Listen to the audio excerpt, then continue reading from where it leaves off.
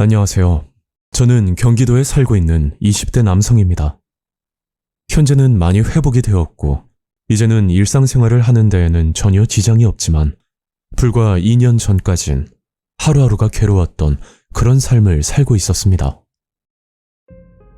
저는 어릴 적 아버지가 일찍이 돌아가시고, 어머니와 둘이서 작은 단칸방에서 학창시절을 보냈습니다. 집안 형편은 말할 것도 없이 어려웠고, 제가 사고 싶은 게 있어도 어머니께 쉽게 말을 꺼내기조차 어려운 상황이었죠. 그렇게 성인이 되고 군대를 다녀온 뒤로부터 더 이상 어머니께 손을 벌리지 않아야겠다는 집념 하나로 집과 조금 거리가 있는 공장에 취업을 하게 되었습니다. 그 일은 누구나 할 수 있는 단순 반복적인 일이었지만 요즘 취업을 하기가 워낙 어렵다 보니 이런 일도 저에겐 감지덕지라고 볼 수 있었죠. 하지만 출퇴근 거리 때문에 근무를 하면 할수록 체력적으로 힘이 들 수밖에 없었고, 거기다 이 회사는 따로 기숙사도 없는 작은 규모였기 때문에 이 부분이 가장 큰 고민거리였습니다. 그래서 어머니와 상의를 한 결과 회사 근처에 저렴한 원룸방을 구하기로 결정을 내렸고, 그 당시 운이 좋았던 건지 월세가 굉장히 저렴한 매물을 발견하고 곧장 계약을 하게 되었죠. 그렇게 2달 정도는 아무 문제 없이 회사 생활을 하면서 지냈는데, 어느 날 저와 같이 일을 하던 미자 이모라는 분이 저에게 이런 말을 하더라고요. 주영아, 너 지금 혼자서 자취한다고 했지? 네, 1~2달 정도 된 것 같아요. 아니, 주영이 너 보니까 우리 조카들이 생각나서 하는 말인데, 혼자 살면 이것저것 많이 필요하잖아. 먹는 것도 부실하고. 뭐 먹고 싶은 반찬은 없어? 저야 뭐든 주시면 감사하죠. 미자 이모는 이 회사에서 일한 지 10년이 다 돼가는 베테랑이었는데, 평소에도 제가 모르는 게 있으면 물불 가리지 않고 도와주는 정말 고마운 분이었죠. 그 계기로 미자 이모는 가끔 제가 사는 자취방으로 찾아와 각종 반찬이나 과일, 그리고 쌀까지 가져다 주면서 저를 많이 챙겨줬고, 저도 회사에서 힘을 쓰는 일이 있을 때면 제가 미자 이모 몫까지 도와주면서 그렇게 서로 잘 지내고 있었습니다. 그런데 제가 혼자 살다 보니 쌀을 씻고 밥을 직접 해먹는 게 여간 번거롭다는 생각이 들어서 미자 이모에게 받은 쌀은 어머니에게 가져다 주고 저는 햇반을 사서 주로 먹곤 했었죠. 그렇게 1달 정도 지났을 무렵 어머니에게 전화가 한 통 걸려왔었는데 너무 좌절감이 드는 내용의 전화였습니다. 주영아, 엄마가 사기를 당한 것 같아. 이거 어떻게 하니? 그 전화의 내용은 어머니가 아는 분의 말을 믿고 투자를 했다는 내용이었는데, 그것도 어머니의 돈이 아닌 은행 대출을 받아 돈을 건넸다는 끔찍한 말이었죠. 제가 어릴 적부터 가정 형편이 좋지 않아서 그만큼 고생을 했고, 이제 조금씩 숨통이 트이고 있는 와중이었는데 어머니께 이런 말을 듣고 나니 제가 뭐라 할 말이 없었습니다. 결국 어머니께 투자를 제안한 사기꾼은 검거가 되었지만 그 당시 피해를 당한 사기 금액은 고스란히 어머니가 갚아야 할 몫이 되어버렸죠. 이미 지나간 일들을 돌이킬 수는 없고 후회를 해봐야 달라지는 것도 없으니 저는 더 이상 어머니를 탓하지 않고 회사 일을 더 열심히 하면서 먼저 빚부터 갚아나가야겠다는 생각뿐이었습니다.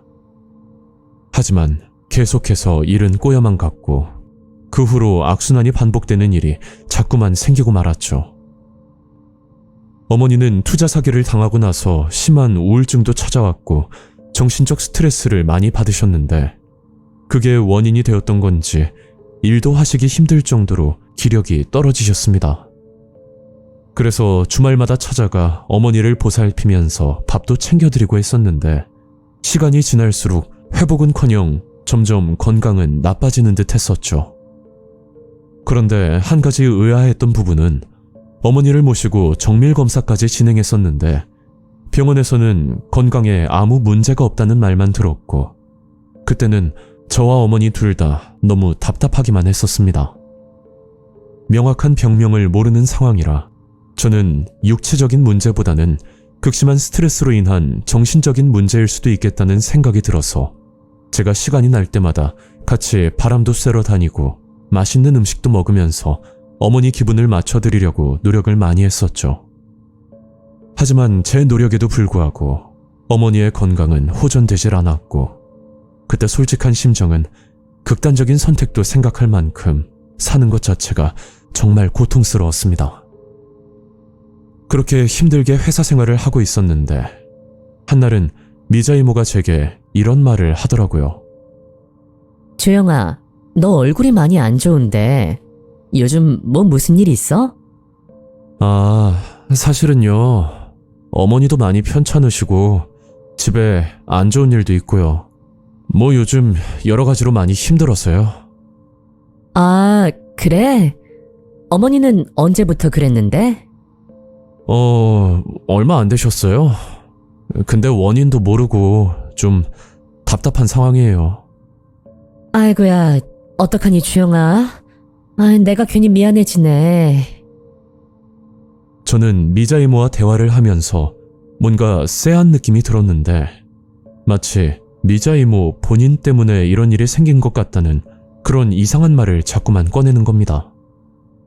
하지만 그때는 미자 이모가 제 걱정을 하는 거라 그렇게 생각했고, 오히려 본인 일처럼 걱정을 해주는 미자 이모를 보고 저는 너무 감사하기만 했었죠.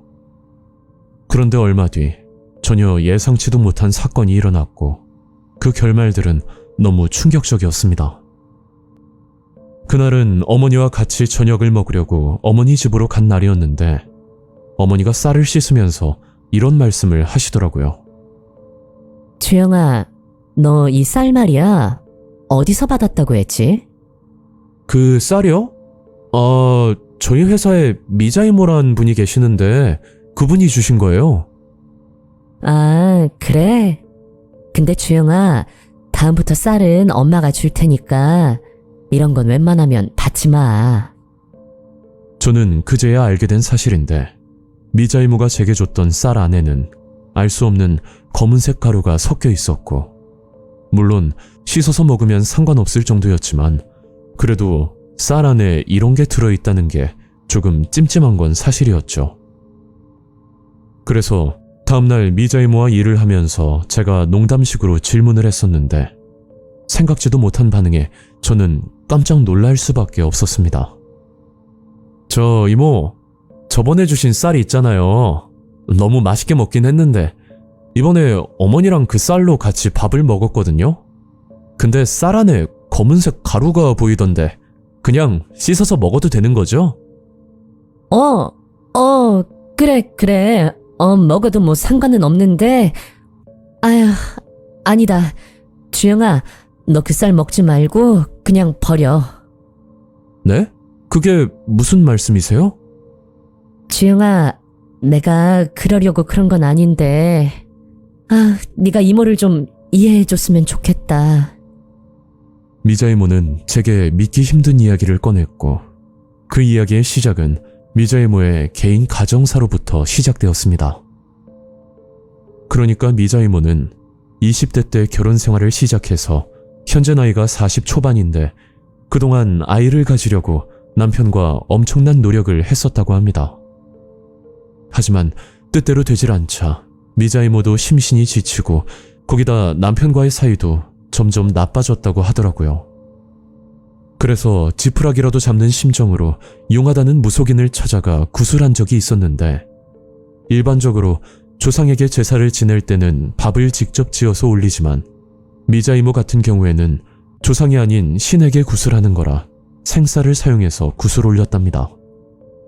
그리고 구술하면서 무속인에게 이런 말을 들었다는데, 자식이 태어났을 때 닮았으면 하는 젊은 남자에게 이 쌀을 가져다 주고 그 남자가 이 쌀을 먹으면 미자 이모에게 떡두꺼비 같은 아들이 생길 거라고 말을 했었다고 합니다. 그런데 한 가지 주의해야 할 점이, 쌀을 받은 남자를 제외한 다른 사람이 그 쌀을 먹게 되면 큰 화를 입을 수도 있을 거란 말도 같이 들었다고 하더라고요. 저는 미자 이모의 이야기를 듣고 나서 너무 어이가 없었고, 이런 미신은 절대 믿지 않는 편이지만 그래도 너무 찜찜한 나머지 그날 퇴근 후 어머니를 찾아가 미자이모에게 받았던 쌀을 곧장 들고 나왔었죠. 그 후로 한 달 뒤쯤 거짓말처럼 어머니의 건강이 눈에 띄게 좋아졌고 다시 일도 할 만큼 기력을 되찾게 되었습니다. 미자이모가 평소에 저한테 잘해준 것도 많고 악의적으로 제게 그 쌀을 준 건 아니라고 생각돼서 저는 미자이모의 마음을 조금이나마 이해해 보기로 하고 그냥 없던 일로 하고 넘어가기로 했었죠. 그 뒤로 그 직장에서 1년 정도 더 근무하고 조금 더 좋은 곳으로 이직을 하게 되었고 미자이모는 제게 죄책감이 남아있는지 가끔씩 연락이 와서 제게 미안하다는 말을 아직까지 하시더라고요. 이번 일들이 단순 우연하게 일어난 일이라고 치부하기에는 타이밍이 기가 막힐 정도로 소름이 돋는데 이런 일을 실제로 접하고 보니 제가 모르는 세상이 존재할 것만 같고 지금 생각해봐도 너무 기묘했던 일이라 이렇게 제보를 하게 되었습니다. 오늘 이야기는 여기까지입니다. 구독과 좋아요 잊지 않으셨죠? 다음 영상으로 또 뵐게요. 감사합니다.